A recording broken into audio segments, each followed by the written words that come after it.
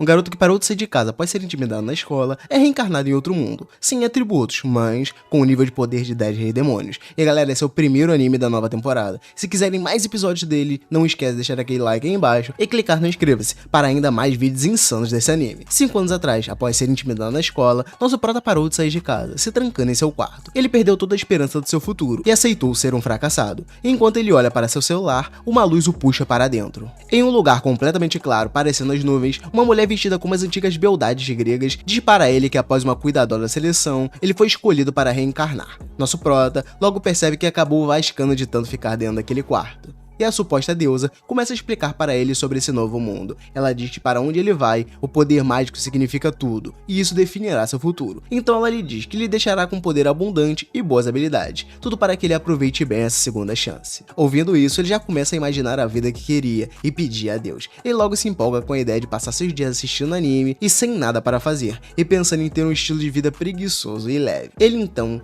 pede para ser reencarnado. E chegando nesse novo mundo, percebe que terá que começar na infância.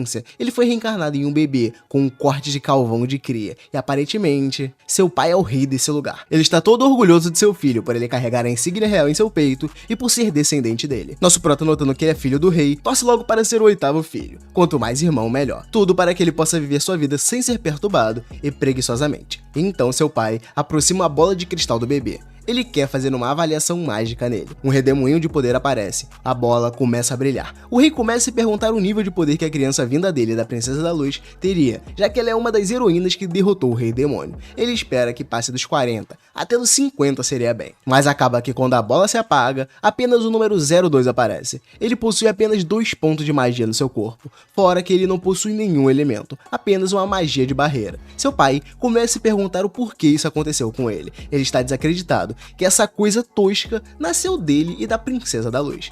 Ele e a princesa começam a se preocupar de que outras pessoas comecem a comentar se soubessem que eles deram a luz a esse bebê. E enquanto eles se olham com pensamentos ruins, o prota já sente o fim desse desenvolvimento. Então, numa ideia bosta, vindo dos dois pais de exemplo, eles decidem abandonar o bebê. Eles sugerem dizer que o bebê foi de arrasta para cima no nascimento. O prota já se desespera, afinal, ele já vai voltar para o céu logo após ser reencarnado. Mas o rei volta atrás, pensando que vascar seria demais. Ele então manda apenas abandonar a criança na floresta. Sim, muito melhor deixar uma criança na floresta, E no céu, a deusa que reencarnou nosso prota está desesperada. Ela deu habilidades apelonas para ele, mas ninguém acabou notando. O dispositivo de mana daquela época podem captar apenas 2 dígitos, mas ela deu a ele uma quantia de 1002 de mana, fazendo ele parecer um incapaz. Fora que ela esqueceu de dar para ele um elemento e agora ele será jogado fora por culpa dela. E na floresta, nossa prota está em uma situação péssima. Ele está em um cesto, como um bebê, e enrolado. Ele não pode fazer literalmente nada. Então ele lembra do que foi dito na cerimônia de verificação da magia. Ele lembra de sua magia de barreira e resolve tentar usá-la.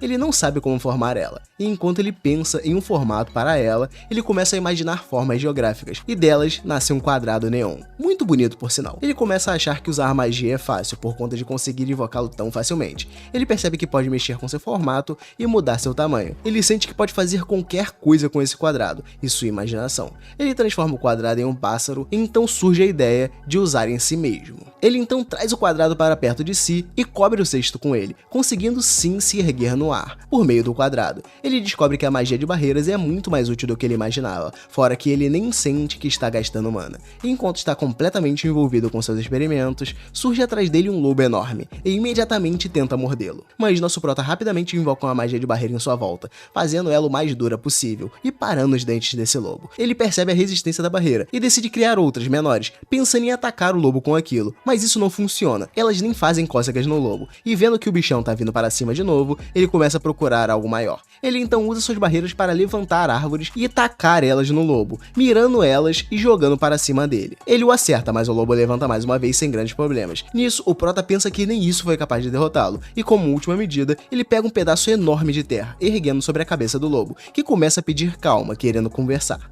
O lobo, vendo que ele não iria parar, se rende. O prota fica sem entender, ouvindo a voz de uma mulher falando que se rendia. Ele então, quando está prestes a esmagá-la, percebe que o lobo está falando que se rendia. Um pouco depois, o lobo começa a explicar que pensou em comê-lo para reabastecer sua mana, porém, não imaginava que ele seria tão forte. Nosso prota pensa em falar com ela, mas acaba que ele não consegue ainda. Ela se pergunta então para onde foi aquela racionalidade de antes, mas o prota não para por aí. Ele começa a pensar em como usar a barreira para falar. Ele então tem a ideia de criar uma barreira que transforma pensamentos em som, e ele cria, colocando ela dentro de seu corpo e começando a falar. A loba fica impressionada com isso. Ele começa a explicar para ela. Ele fala seu nome, Haruto, abandonando o nome feio que o rei lhe deu, e fala que foi abandonado por seus pais por nascer com pouca magia. Mas a loba interrompe ele, perguntando como isso seria possível, visto que a mana que aquele bebê emanava era muito acima daquela que os humanos poderiam ter. Ela então, após pensar um pouco, chega à conclusão de que ele seria a reencarnação do rei demônio, mas Haruto, pensando consigo, revela que era apenas um recluso em sua vida passada. Mas como não seria bom ela pensar que ele era esse lixo, Haruto acaba aceitando e se declarando como a reencarnação do rei demônio. Então, após ele falar isso, ela reconhece como ele é forte e diz que admite sua derrota, deitando de barriga pra cima e mandando ele acabar com ela de uma vez.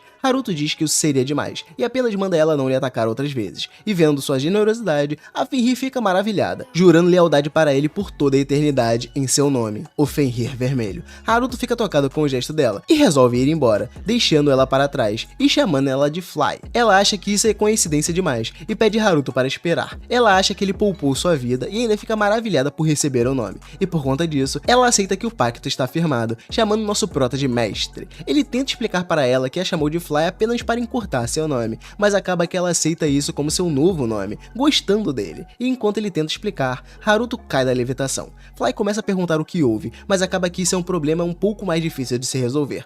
Ele está com fome. Haruto precisa de leite materno. E vendo a situação, Fly começa a se transformar, falando que por seu mestre faria qualquer coisa. E nisso, ela se transforma numa mulher humana, ainda mantendo suas orelhas e cauda. Haruto fica todo tímido vendo tudo aquilo, e ela começa a se cobrir, se desculpando por lhe mostrar isso. E ele usa sua magia de barreiras para criar uma roupa para ela, mas ele cria um colã latex, deixando ela ainda mais sus, e vendo que o problema da fome ainda persistia, ela começa a tirar suas vestes. Ela diz que mulheres humanas dão leite apenas após fazerem snu, e começa a pedir para Haruto fazer aquelas coisas. Ele enfim chega à conclusão de que Fly talvez seja meio tapada, e após explicar para ela, ela percebe seu erro e se desculpa com ele, e de repente, eles ouvem alguém se aproximando. Fly fica em modo de batalha, mas Haruto manda ela ouvir o que ele tem a dizer. Acaba que era um homem enviado para salvar Haruto. Ele veio com um leite materno para lhe acolher. Um parente, sabendo das circunstâncias, o enviou, e ele começa a discutir com Fly, achando que esse era um plano que ele armou sabendo que ela não dá leite, mas por fim, Fly concorda em ir com ele e Haruto, para que possa cuidar dele enquanto finge servir o homem. Eles armam uma cena na floresta com a cesta do bebê, derramando sangue e amassando ela.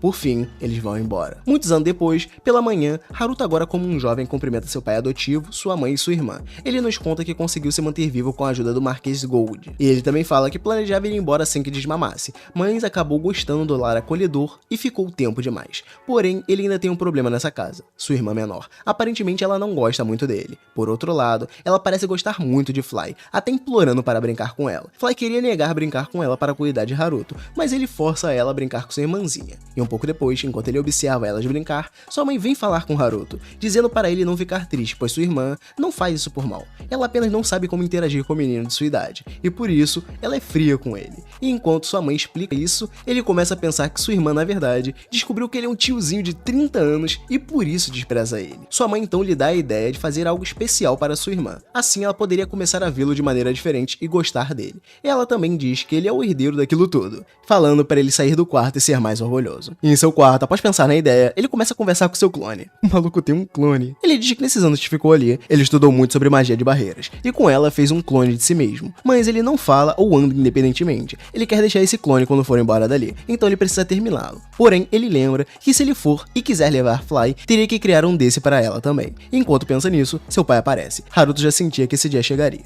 mas achou que iria demorar mais. Acaba que seu pai quer lhe ensinar a arte da espada. Como o nível de magia de Haruto é baixo, ele quer lhe dar alguma chance de ser alguém. Ele pergunta se Haruto tem alguma outra ideia, vendo que ele não parece gostar de esgrima. E, pensando rápido, Haruto diz que talvez ele queria seguir o caminho da magia magia antiga, e seu pai acaba considerando que ele fica estudando ela enquanto está trancado em seu quarto todos os dias. Haruto acha que se safou apenas com isso, mas acaba que seu pai ainda o força a aprender esgrima. Ele diz que Haruto precisa testar sua aptidão antes de desistir e joga a espada para ele, para que eles tenham um sparring de teste. Seu pai é alguém da elite, conhecido como martelo de guerra estremecedor, e Haruto começa a se perguntar como ele conseguiria acertar alguém assim, mas acaba que ele decide ao menos testar, se imbuindo em magia de barreira apenas para não sentir dor. Então ele sai numa disparada para atingir seu pai, mas de uma velocidade impressionante, o assustando e o fazendo ter que esquivar sério. Haruto passa direto e acaba quebrando sua espada no chão. Ele esqueceu de reforçar a espada com barreira junto dele. Haruto fez um buraco enorme no chão enquanto batia nele, e seu pai resolve testar ele indo a sério, e dizendo que pararia a espada antes de o atingir. Mas Haruto vê que ele iria tomar a pior e desvia da espada de seu pai, voando pelo quintal e pulando por cima dele. Ele fica feliz de conseguir desviar, mas seu pai fica chocado. Não havia como desviar desse ataque se a pessoa não fosse no mínimo nível 30, e ainda assim ele conseguiu. Haruto começa a falar que ele também ficou em dúvida de sua magia, e por isso criou um cristal com barreira que alcançasse os 3 dígitos, mas acabou que seu nível ainda era 002, e ele concluiu que por não ter talento, ele poderia usar magia de barreira tão bem.